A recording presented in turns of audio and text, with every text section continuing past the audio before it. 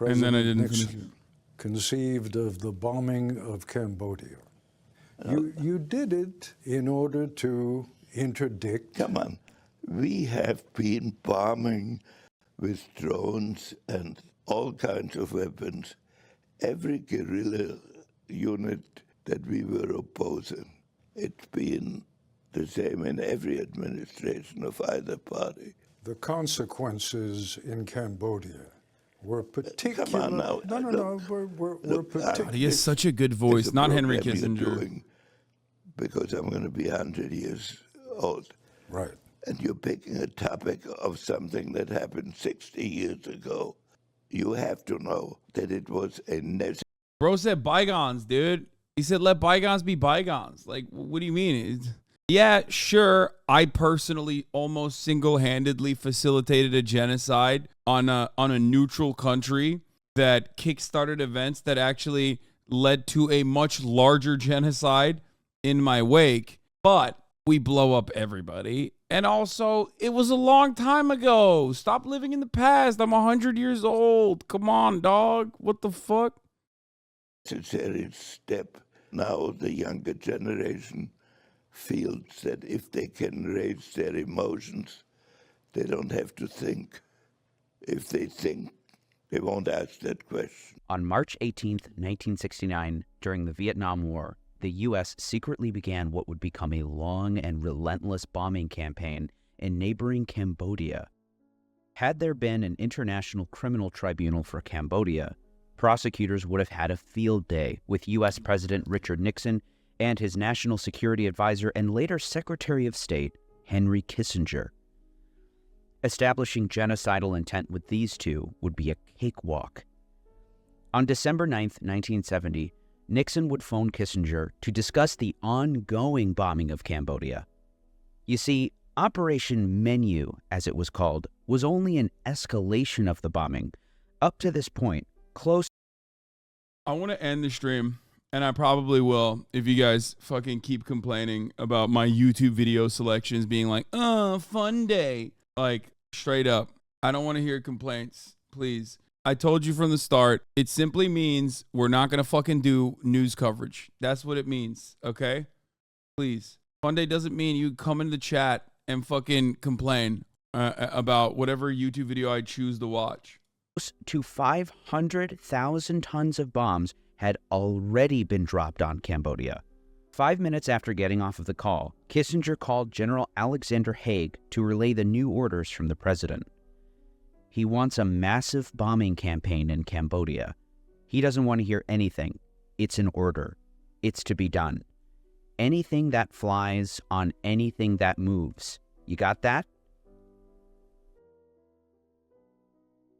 On December 29, 2023, Henry Alfred Kissinger died in his home in Kent, Connecticut, at the age of 100. His death has been met with an outpouring of sympathy and affection from major American news outlets, which may be even more troubling than his legacy. The Washington Post, along with a lengthy obituary, published a short piece on his, quote, carpet bombing of Cambodia. In it, the authors write, Ben Kiernan, a historian at Yale University and a leading scholar of the U.S. legacy in Cambodia, has estimated that around 500,000 tons of U.S. bombs were dropped on Cambodia. Interestingly enough, this figure is from a paper that Kiernan wrote in 1989 called The American Bombardment of Kampuchea, where he cites a figure of 540,000 tons. However, either unbeknownst to the editorial staff at the Washington Post or insidiously omitted, Ben Kiernan actually wrote another, lesser-known article published in the Canadian Walrus magazine, in collaboration with Owen Taylor at the University of Oxford. This article was reporting, I wasn't complaining. Sandra Day O'Connor died at 93 and she's a more positive person to talk about. I'm not doing that. I wasn't complaining. I just haven't seen you cover the first female SCOTUS justice. that in 2000, upon a state visit to Vietnam, President Bill Clinton announced that he would release extensive Air Force data on all American bombings during the Vietnam War from the years 1964 to 1975. The still incomplete database reveals that from October 4, 1965 to August 15, 1973, the United States dropped far more ordnance on Cambodia than was previously believed. 2,756,941 tons worth.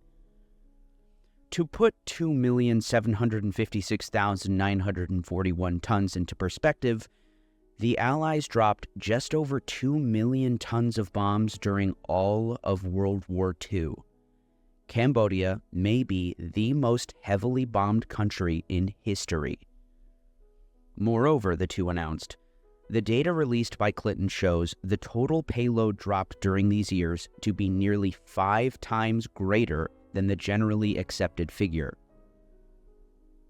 Nick Turse, author of Kill Anything That Moves, The Real American War in Vietnam, has clearly been prepared to write Kissinger's obit for years. Turse can appropriately be called America's leading expert, if not a foremost expert worldwide, on American war crimes during the Vietnam War. His book is probably the only one of its kind, solely dedicated to chronologizing these crimes in detail. Kissinger helped to prolong the Vietnam War and expand the conflict into neutral Cambodia, facilitated genocides in Cambodia, East Timor, and Bangladesh, accelerated civil wars in southern Africa, and supported coups and death squads throughout Latin America. He had the blood of at least 3 million people on his hands, according to his biographer Greg Grandin. He quotes Reed Brody, who worked on the Pinochet case in the UK. Few people have had a hand in as much death and destruction, as much human suffering in so many places around the world as Henry Kissinger. Kissinger was born in Germany, born in the reason why I like talking about Henry Kissinger regularly is because it's like the one guy that even liberals know is bad, except for that one fucking random liberal, the what is his name? He's like the election Twitter Destiny fan who was posting about like how he personally didn't know about Henry Kissinger and therefore no one must know. Except for that fucking one guy, most people know who the fuck Henry Kissinger is, right? This is perhaps the most unintentionally revealing thing anybody's ever said on this website. This fucking guy, I had no idea who Henry Kissinger was before today, to be honest, and I'm pretty sure it's the same for most people currently giving strong opinions about him. It's like the guy that everyone knows. The reason why I like talking about Henry Kissinger is because he is unironically like the singular evil that every single person knows is bad. So even liberals will say he's bad. But like his legacy is not all that different from the rest of the American foreign policy apparatus. Like they've done a truly unimaginable amount of evil. You became really sad lately. You on drugs? Are you proud of yourself lately? You became really sad lately. Are you on drugs? Yeah, I wonder if I'm really sad for reasons that I've been, openly mentioning over and over again, which is the fact that I've been covering so much death and destruction nonstop for the past 2 months. Anyway, for most people, especially like boomers and stuff and millennials, like older millennials and shit, like Henry Kissinger is the one guy that everyone's allowed to get mad at. I mean, even Joe Brandon, who I guess had his own personal differences of opinion with Henry Kissinger, laid out like the worst obituary you can get for a person. It was short. It was brief. It was mostly talking about how Brandon and Henry Kissinger had beef, which is ironic because Joseph Robinette Brandon eulogized a fucking white supremacist Dixiecrat. Like, and not that long ago, too. It's not like he eulogized him in like the 70s, okay? Strom Thurmond, the Brandon Strom Thurmond eulogy is like not that long ago. Here, let's see when he did it. At the funeral, Joe Biden once spoke at Strom Thurmond's memorial service. How do people feel about that now? When was it? Nearly 20 years ago. Okay, I mean, still, it's not fucking in 1970. It's in 2003. You know what I mean? We at that point we were well aware. Not a good guy. Not a good guy. It's still entirely too recent for Brandon to fucking eulogize a white supremacist. So it wasn't that long ago. I know, I'm a fucking boomer. Shut up.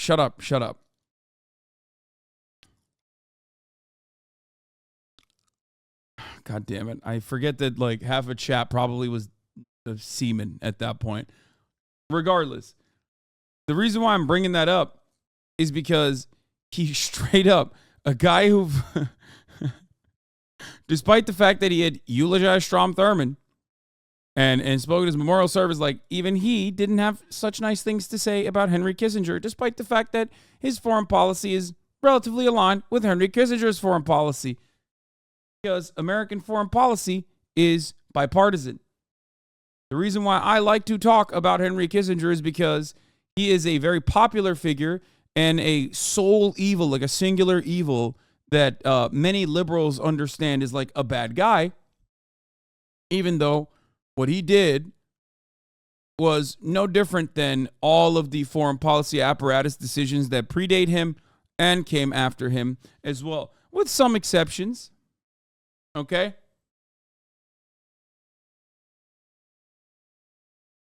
Oh, that's right. Talking about shit happening even when you are 90% in the wrong. Still proud? What? I'm totally wrong 90% of the time? You have to be on crack cocaine if you think that I'm totally wrong 90% of the time. What? Are you on drugs? What's happening? Are you the one on drugs? Maybe you should be on drugs. Lithium specifically. You're schizo posting in the chat. Like you? Okay, thanks, chatter. All right, come back with like something clever and interesting if you want me to respond to your trolling. This is a super low effort. Anyway. But the reason why I like talking about Henry Kissinger, like I said, is because it's like permissible to shit on him. It's permissible to shit on him. Most people who are at least like relatively knowledgeable, he is the guy that everyone fucking says is bad. And I think it's a good way to open up that conversation to a much broader audience to be like, oh, if you don't like Henry Kissinger, well, let me tell you about American foreign policy, right? That's what it is. The Bavarian town of Fürth in 1923. A good entry point. He was actually born Heinz. At 15, his family escaped the Holocaust, although at least 13 of their relatives would perish in concentration camps. In the U.S., he became Henry. Henry was withdrawn and bookish. In 1943, he was drafted into the Army and went on to lead raids in Gestapo houses, earning himself a Bronze Star. He attended Harvard University, where he wrote a lengthy doctoral dissertation called A World Restored about European diplomacy following the fall of Napoleon. From Harvard, he was placed in an elite study group at the Council on Foreign Relations studying nuclear policy. He's also like the perfect representation of just like Harvard not being this supposed liberal institution that everybody fucking champions, and instead a hotbed of some of the worst minds, some of the most evil minds and their evil designs. Okay? Yeah, the Ivy League to war criminal pipeline. Certainly, I wouldn't say it began with Henry Kissinger, but definitely was solidified. His work, Nuclear Weapons and Foreign Policy, gave him cachet at Harvard and in foreign policy circles. He naturally became a consultant to the Kennedy and later the Johnson administrations. Naturally. In 1968, he was offered a job in the Nixon administration. To his admirers, he was the brilliant architect of Pax Americana, the chess grandmaster. To his detractors, and even some friends and former employees, he was vain, conspiratorial, arrogant, and short-tempered. Yeah, he was a relentless ass kisser who would not be able to do a fraction of the fucking political machinations that he wanted to do for any other country. Okay, talk to me when you're a brilliant fucking networker, when you are, I don't know, not in the United States of America, but like any other fucking country. Okay, the Filipino Henry Kissinger doesn't make it out the goddamn little leagues. Okay, like motherfuckers act like Motherfuckers act, yeah, like, can you imagine doing this for North Korea? Like, you don't do anything at that point. Like, it doesn't matter who you are. It doesn't matter what your mentality is. You're doing it for America. Of course you're going to be able to fucking get away with whatever kind of wheeling and dealing you want to do.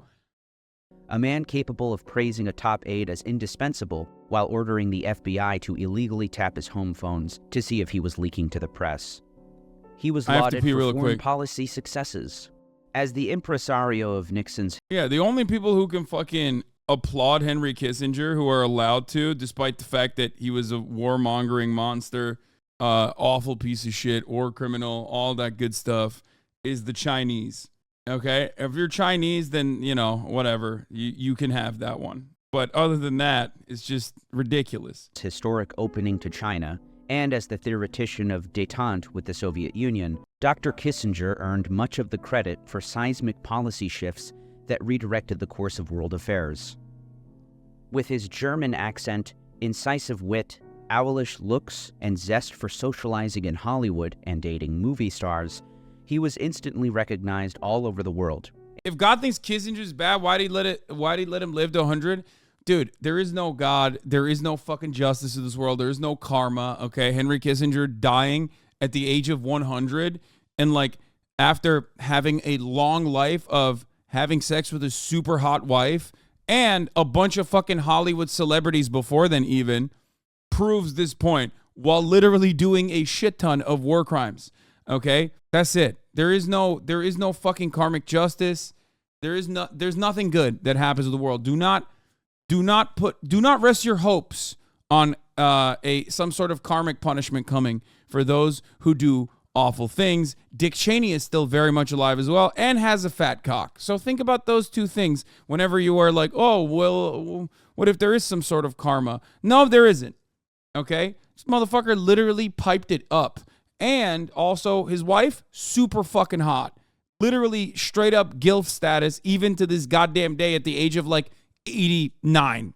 So don't give me that shit at all. His much taller wife. Yeah. Only things that are fucking certain in this life is that evil never dies. They never get punished. And the top of the hour ad break comes and goes. Unless you subscribe for $5 or for free. In which case you won't see the top of the hour ad break and you'll think it doesn't even exist. Here's the 3-minute ad break now.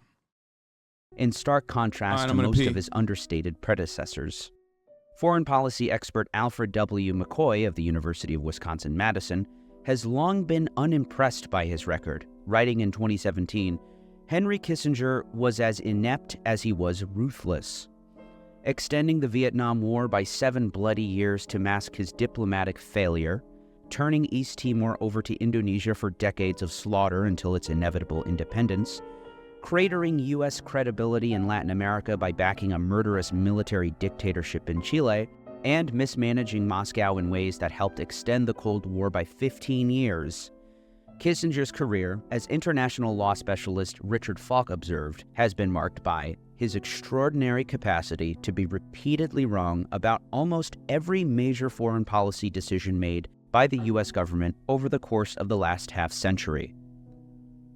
It appears Kissinger's record in Bangladesh was too grave for the New York Times to ignore, as the Washington Post did. Perhaps the most egregious episode came in the signals to Pakistan that it was free to deal with Bengalis in East Pakistan as it saw fit. Indeed, when Pakistan's U.S.-backed military was waging a genocidal war in East Pakistan, now Bangladesh, in 1971, he and Nixon not only ignored pleas from the American consulate in East Pakistan to stop the massacre, but they approved weapon shipments to Pakistan, including the apparent illegal transfer of 10 fighter bombers from Jordan. The human cost was horrific. At least 300,000 people were killed in East Pakistan, and 10 million refugees were driven into India. They also add East Timor to his list of dastardly deeds, a country the Washington Post did not even name a single time. He and President Ford approved Indonesia's invasion of East Timor in December 1975, leading to a disastrous 24-year occupation by a U.S.-backed military. Declassified documents released in 2001 by the National Security Archive indicate that Ford and Mr. Kissinger knew of the invasion plans months in advance and were aware that the use of American arms would violate U.S. law. "I know what the law is," he said. They reported that more than 100,000 East Timorese were killed or starved to death. What they don't say is that that is a conservative estimate. And Dude, also, like, East Timor, only a continuation of what happened in Indonesia even before Henry Kissinger, which is why I think it's important to talk about from the framework of, like, how absolutely devastating American foreign policy on Indonesia has been. Like, 3 million people suspected of being communist. 3 million people absolutely fucking destroyed, getting pulled out of their homes, being tortured, being murdered, just unimaginable amounts of evil directed by the United States of America. Make no mistake. Okay? Straight up giving lists of suspected communist targets to the fascist militias, the fascist military junta that took over the country out of the reasonable fears that communism might become too powerful of a force in the country.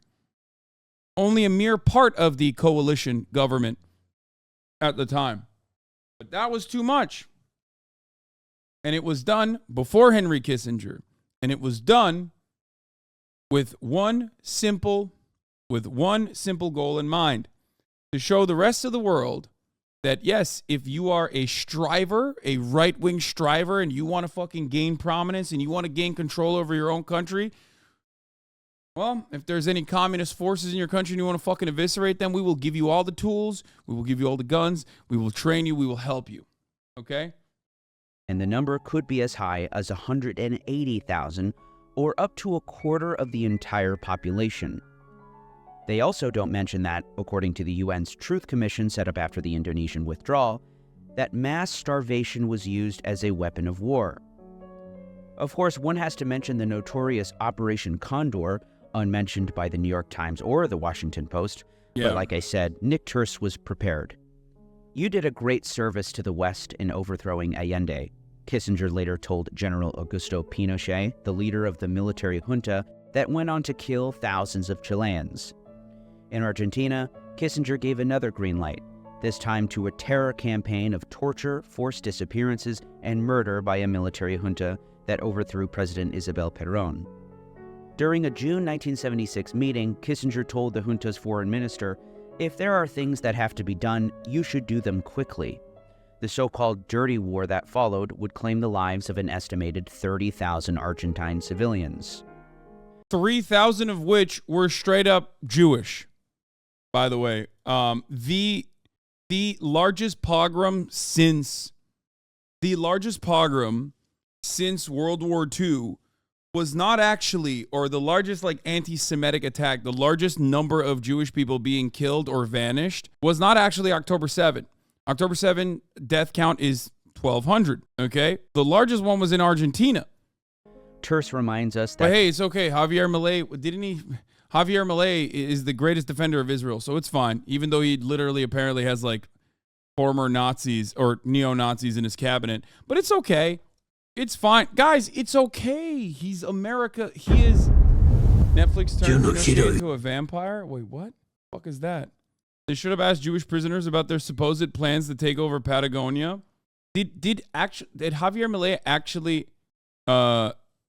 say he's going to convert to Judaism too, or is that like a meme? Because I saw that and I was like, it seemed like one of those things that's just like no shot. But Javier Milei is like such a fucking... I don't believe that. I don't believe that that's real. Because like it seems to be one of those things where it's just like so fucking stupid. But then it's like Javier Milei, so I can't put it past him. He is like a meme candidate. Or not a candidate. He's the meme leader.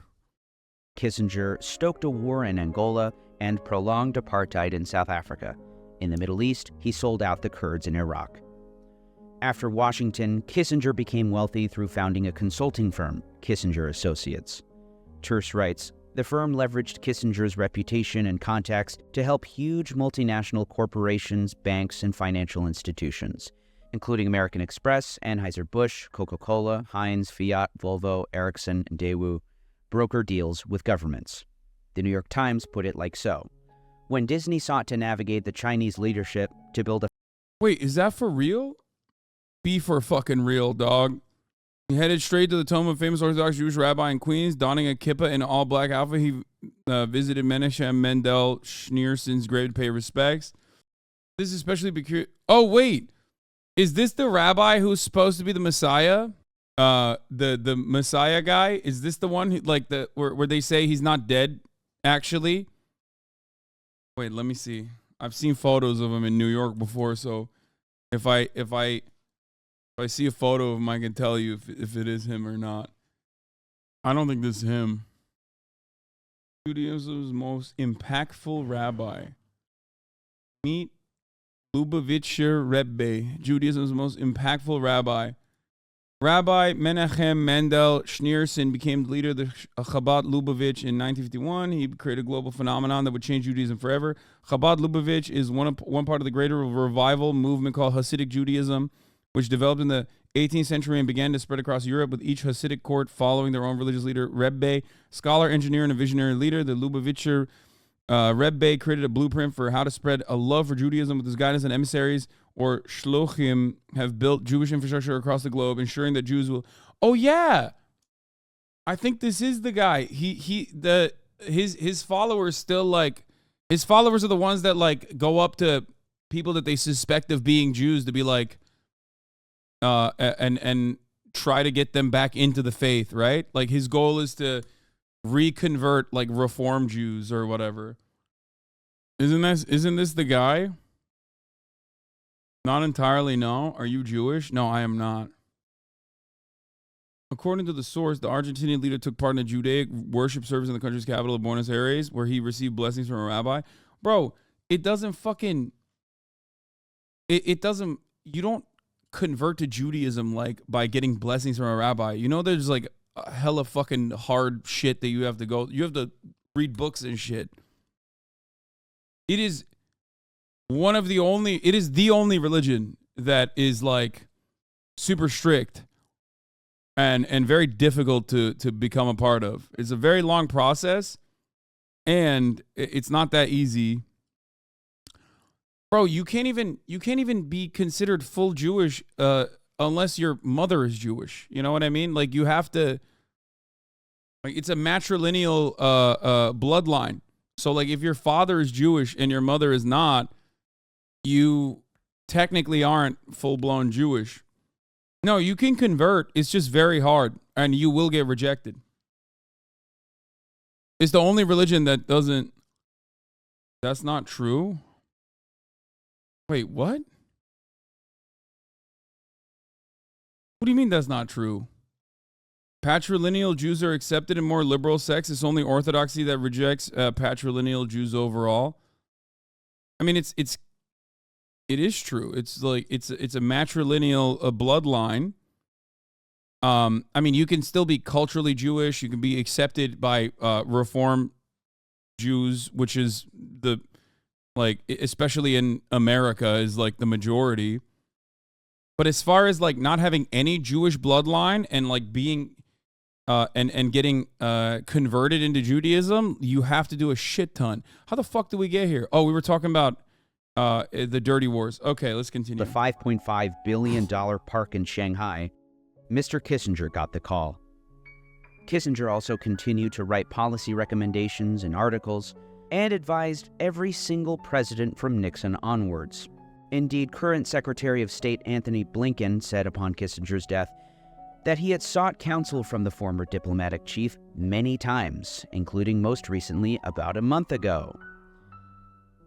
Those who may be dismayed at how long Kissinger was able to live may have some solace in the fact that a mind that could unleash such hideous man-made horrors onto untold millions of people throughout the world, and do so without hesitation or apology, will never speak or advise another sitting U.S. official for the rest of time. And we can all breathe a deep sigh of relief for that. Except it came too late. Way too late. Far too fucking late. Hey, at least now that Kissinger has created the world's second most powerful gender neutral bathroom, U.S. policy might get better. No, his policies. I need to reiterate this quite a bit. Policies are not unique to him. They're not like individual at all. That's why Spencer Ackerman said he is not unique but exemplary of U.S. foreign policy. Like he is. That's why I like using him as an entry point, as a launch off point to talk about all matter of different things. And it's not realpolitik either. It's not. I don't even consider what it's a school of political thought now. Like realpolitik, like as far as Mersheimer goes, for example, I'm fairly certain that Mersheimer would have a shit ton of disagreements. And I know that he had a shit ton of disagreements with Kissinger. He didn't innovate anything. I would not say he's the architect of the military-industrial complex at all. Absolutely not. This is why I use the Indonesian example when I talk about how little Henry Kissinger deviated from American exceptionalism. He's just simply the one guy that everybody knows is bad because there's like a human face to all the violence. You know what I mean? And he never, ever, ever would have been able to achieve anything if he wasn't working inside of the American military machine. Indecipherable politics that are incredibly self-serving only work when you are the guy that is on the American empire throne.